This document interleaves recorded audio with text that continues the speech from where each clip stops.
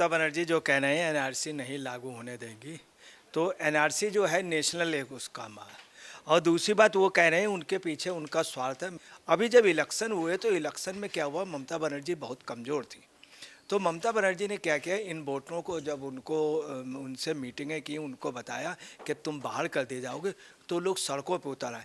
वो तन मन धन से सड़कों पे आप सुन ले हर तरह की हिंसा की।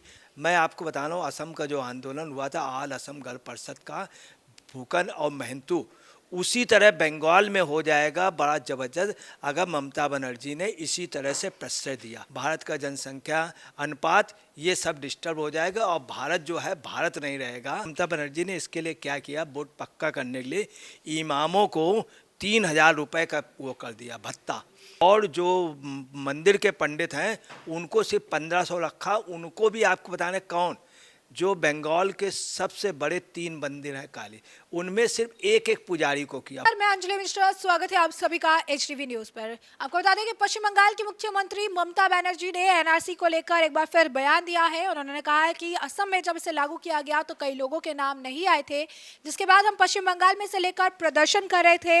मैं पश्चिम बंगाल में एनआरसी कभी भी लागू नहीं होने दूंगी और ऐसा मैं कभी भी नहीं होने दूंगी। तो वहीं दूसरी तरफ उनके इस बयान पर प्रतिक्रिया देते हुए बीजेपी के नेता सुकांत मजूमदार ने यह कहा है कि सीए या एनआरसी लागू होकर ही रहेगी और ममता बनर्जी इस पर कुछ भी नहीं कर पाएगी। ऐसे में इस पूरे मामले पर चर्चा करने के लिए हमारे साथ मौजूद है वरिष्ठ पत्रकार अजय पत्रकार जी। सर, आपका स्वागत है हमारे चैनल में। जिस तरीके से पश्चिम बंगाल की मुख्यमंत्री ममता बनर्जी ये कह रही है कि एनआरसी में लागू नहीं होने दूंगी चाहे कुछ भी हो जाए, क्या कहेंगे आप? देखिए, ऐसा है, ममता बनर्जी जो कह रहे हैं एनआरसी नहीं लागू होने देंगी, तो एनआरसी जो है नेशनल एक उसका माँ। और दूसरी बात वो कह रहे हैं उनके पीछे उनका स्वार्थ है। मैं तो, और जो ममता बनर्जी हैं बहुत महत्वाकांक्षी हैं और राजनीति में बहुत दूरदर्शी हैं।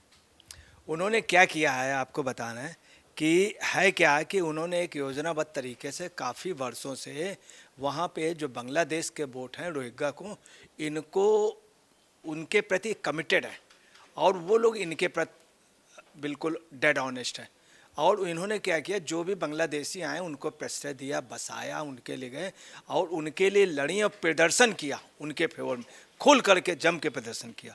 और आपको बताना है, जब दिल्ली में हटाने की बात हुई, जब कश्मीर से हटाने की बात हुई, तो आपको बताना है उस समय उनकी गवर्नमेंट, बीजेपी ने, दूसरी गवर्नमेंट ने भी रोहिंग्याओं पे वो किया था। तब ममता बनर्जी ने खुल के फेवर किया था रोहिंग्याओं के लिए। दूसरा, जो लोग इनके मामले सुप्रीम कोर्ट के लड़ रहे हैं वो सब टीएमसी के कार्यकर्ता हैं जो दिल्ली वगैरह में भी सुप्रीम कोर्ट में ले गए थे। ममता बनर्जी की उसके पीछे मैथ क्या है कि 2011 में लगभग 27% मुस्लिम था। अब लगभग जो है इस समय जो मुस्लिम है लगभग 40 के लगभग हो गया है। कई जिलों में मुस्लिम बाहुल हो गया है। और ममता बनर्जी इसके पहले भी कर रही थी। अधिकतर बांग्लादेशियों को जो 27% 2011 की थी, उसमें ममता बनर्जी का बहुत बड़ा योगदान था। इसके पहले जो मुस्लिम पॉपुलेशन थी वहाँ पे 15% थी। हुआ क्या, बांग्लादेशी आते गए और बांग्लादेशी बसते गए, उनको ये बसाती गई, उस वोट को ये पक्का करना चाहती। अभी जब इलेक्शन हुए तो इलेक्शन में क्या हुआ, ममता बनर्जी बहुत कमज़ोर थी। तो ममता बनर्जी ने क्या किया, इन वोटरों को जब उनसे मीटिंगें की, उनको बताया कि तुम बाहर कर दिए जाओगे, तो लोग सड़कों पे उतर आए। वो तन मन धन से सड़कों पे आप सुन ले हर तरह की हिंसा की। उन्होंने सुरक्षा बलों से टक्कर ली, सुरक्षा बलों को कई जगह निकलने नहीं दिया, उनके घायल जवानों को भी रोक लिया। अच्छा, वो उन सब के यूनाइट होने से क्या हुआ, वो जो एकदम से सड़कों पे उतर आए तो इलेक्शन में काफ़ी वोट लोग नहीं डाल पाए। यही पंचायत चुनाव पे हुआ, यही इसके पहले लोकसभा में हुआ था। तो ममता बनर्जी की मैथ है, किसी तरह से अगर ये वोटर मेरे साथ सड़कों पे उतर आया एक हफ्ते पहले, तो कई वोटरों को वोट नहीं डालने देगा, हमको हर तरह सपोर्ट करेगा, तो हम 35 सीटें जीत सकते हैं। तो सर, सवाल ये है, जिस तरीके से आप कह रहे हैं तो इससे ये समझा जाए कि ममता बनर्जी इसीलिए नहीं चाहती है कि एनआरसी लागू हो क्योंकि उनका एक वोट बैंक चला जाएगा, क्योंकि जिन लोगों को यहाँ पर वो बंगाल में बसने का मौका दे रही हैं उनके लिए अभी हाल फिलहाल में ये भी मामला आंकड़ा भी आया था कि किस तरीके से आधार कार्ड फर्जी बनाए जा रहे हैं, इसमें ऊपर के लोग भी शामिल हैं। तो कहीं ना कहीं वोट बैंक की वजह से एनआरसी नहीं चाहती हैं कि लागू हो। और दूसरा ये सवाल बनता है कि अगर एनआरसी लागू होता है तो इससे ममता सरकार को क्या नुकसान है और एनआरसी आखिर क्या है? देखिए, आपको बताना है, एनआरसी का जो है ये नेशनल रजिस्टर ऑफ सिटीजन जो है, भारतीय नागरिक रजिस्टर का, इसका आप समझ लीजिए अभी से नहीं, बहुत पहले से, देश की आज़ादी से तब से मांग हो रही। उस समय डॉक्टर श्यामा प्रसाद मुखर्जी ने मांग की थी, जो जनसंघ के संस्थापक थे, जिन्हें पूर्ववर्ती जनसंघ कहा जाता था।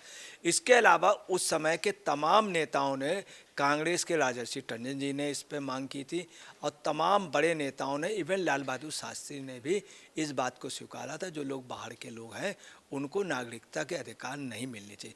गुलजारी लाल नंदा ने भी किया था, जो हिंदुस्तान के 2 बार प्रधानमंत्री रहे, मगर इतिहास में दुर्भाग्य से नहीं लिखा जाता है। असम में तो इसे लागू कर दिया गया है, असम सरकार को इससे लेकर कोई मुश्किलें नहीं हुई, तो पश्चिम बंगाल में क्यों मुश्किल बढ़ रही है? देखिए, असम में लागू किया गया। असम के अलावा हम आपको बता रहे हैं, नागालैंड में, नागालैंड की सरकार सारी पब्लिक खुद मिल करके एक वो बना रही, जिसमें एक समान डाटाबेस बना रहे हैं, जिसे रजिस्टर ऑफ इंडिजिनिज्म इनहेबिट्स बोला जा रहा है, और उसके लिए बाकायदे प्रयास कर रहे हैं। दूसरी बात बता रहे हैं, इस तरह का गोवा में भी है, तमाम जगह पे है, और तमाम जगह की डिमांड है। असम ने लागू कर दिया है। क्या है इसके पीछे मैथ ये है कि बहुत पहले क्या हुआ, असम में भी ये योजनाबद्ध तरीके से वहाँ पे बांग्लादेशी उनको कर दिया। वो जब बहुमत में हो गए तो उनकी सरकार हो गई, इसीलिए असम में आंदोलन हुआ। मैं आपको बता रहा हूँ, असम का जो आंदोलन हुआ था, आल असम गण परिषद का, फूकन और महंतू, उसी तरह बंगाल में हो जाएगा बड़ा जबरदस्त, अगर ममता बनर्जी ने इसी तरह से प्रश्रय दिया।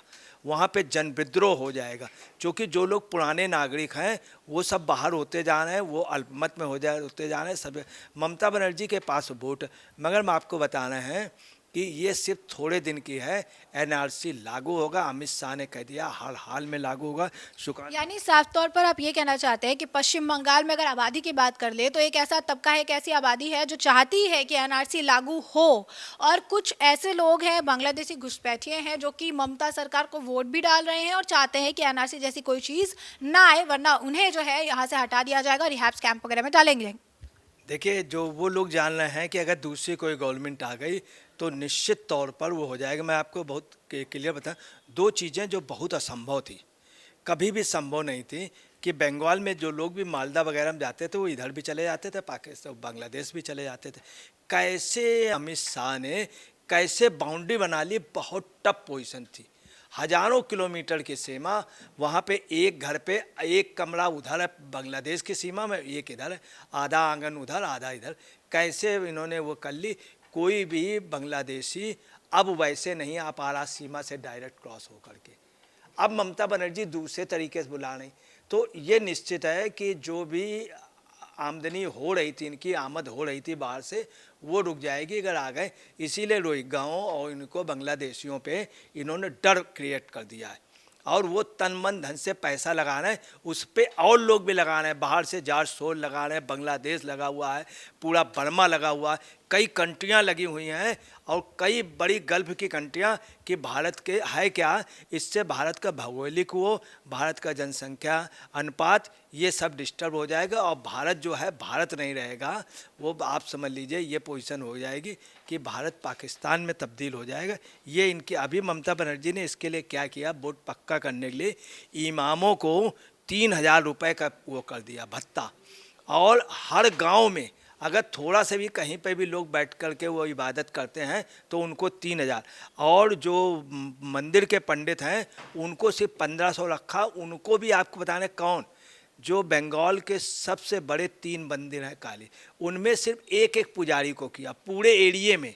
वहाँ 2-2, 3-3 किलोमीटर में हजारों लोग हैं, हजारों मंदिर, सिर्फ एक को किया। इन्होंने, ममता बनर्जी ने हर गांव में इतने इमामों को ये पेंशन दे रही 3,000 रुपया। दूसरा, उन इमामों को और भी कई फैसिलिटीज़ हैं, कई फैसिलिटी गवर्नमेंट की तरफ से, जो वहाँ खाद्य विभाग है उससे आप राशन ले लीजिए, 100 किलो गेहूँ लेना है वो ले लीजिए, मगर इन पंडितों को नहीं। वो सिर्फ इस कारण ताकि उनको ये वोट मिल जाए, मजबूरी में इनको इसलिए देना पड़ा पुजारियों को, कि पुजारियों को अगर नहीं देंगे तो ये बात उठती। सवाल अभी वहाँ पर बरकरार है कि ममता बनर्जी नहीं चाहती है कि एनआरसी लागू हो, लेकिन बीजेपी कह रही है कि चाहे कुछ भी हो जाए सीए और एनआरसी लागू होकर रहेगा। तो ऐसे में अगर ऐसा हो जाता है, पश्चिम बंगाल में असम की तरह ही सीए एनआरसी लागू हो जाता है, तो क्या कुछ बदल जाएगा? पश्चिम बंगाल की तस्वीर कैसी हो जाएगी, आपको क्या लगता है? मैं आपको बता रहा हूँ, अगर ऐसा होगा जरूर, आज नहीं तो कल होगा। उसकी वजह बताना है, ममता बनर्जी से वहाँ व्यक्तिगत लोग बहुत ज़्यादा परेशान हैं। दूसरी बात, वहाँ का जो पैसे के जो सोर्सेज हैं, वो सबसे बड़ी बात इधर क्या हुआ, उन्हीं के पास चले गए जो टीएमसी से रिलेटेड है।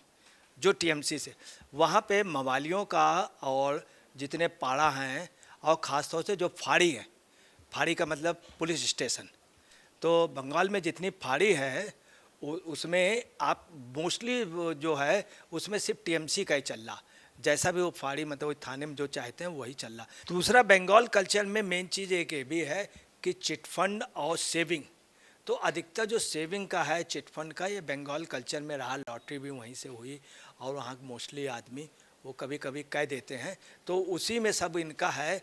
तो उसमें भी अधिकतर इन्हीं का होल्ड रहा। अधिकतर घपले हुए, जितने चिट फंड के घपले हुए, सेविंग के घपले, मोस्टली जो इन्वेस्टमेंट कंपनियां भी वहीं की है, सभी ने लगभग 99% लोगों ने फ्रॉड किया, वो इन्हीं के।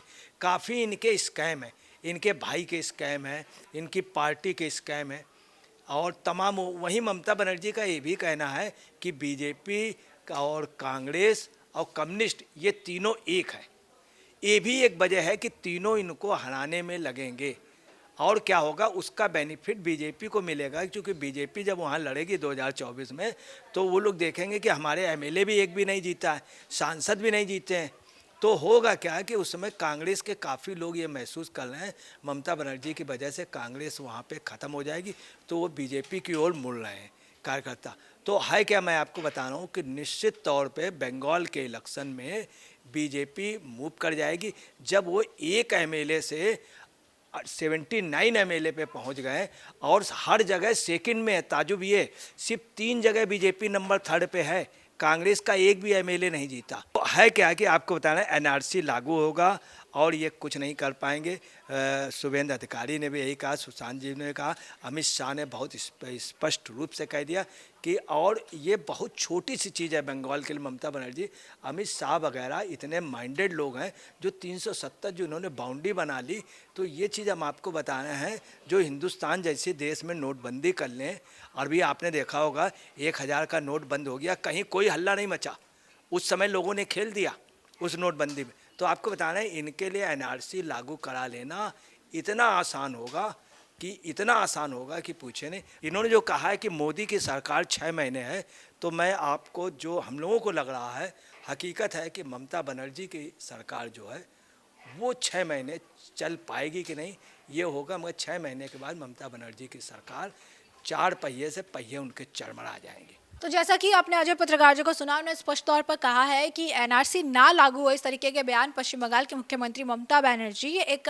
पर्टिकुलर आप कह सकते हैं कम्युनिटी और लोगों को खुश करने के लिए दे रही है, जो कि उनका वोट बैंक है, जो कि आप कह सकते हैं बांग्लादेशीज हैं, जो आज के वक्त में एक बड़ा वोट शेयर जो है पश्चिम बंगाल की सरकार के लिए आप काम करते हैं। और आंकड़े भी आते रहे कि किस तरीके से फर्जी आधार कार्ड और वोटर कार्ड उन्हें बना कर दिया जाता है। तो ऐसे में ये बात लाजमी है कि आखिर क्यों जो है पश्चिम बंगाल के मुख्यमंत्री नहीं चाहती है कि एनआरसी लागू हो, क्योंकि उससे उनका वोट बैंक खत्म हो जाएगा और वापस से सत्ता में आने के लिए उन्हें बहुत ज्यादा जद्दोजहद करनी पड़ेगी। तो ऐसे में आपने ये चर्चा पूरी सुनी है, अब इस पर आपकी भी जो राय हो उसे कमेंट सेक्शन में कमेंट करके जरूर साझा करिए। धन्यवाद।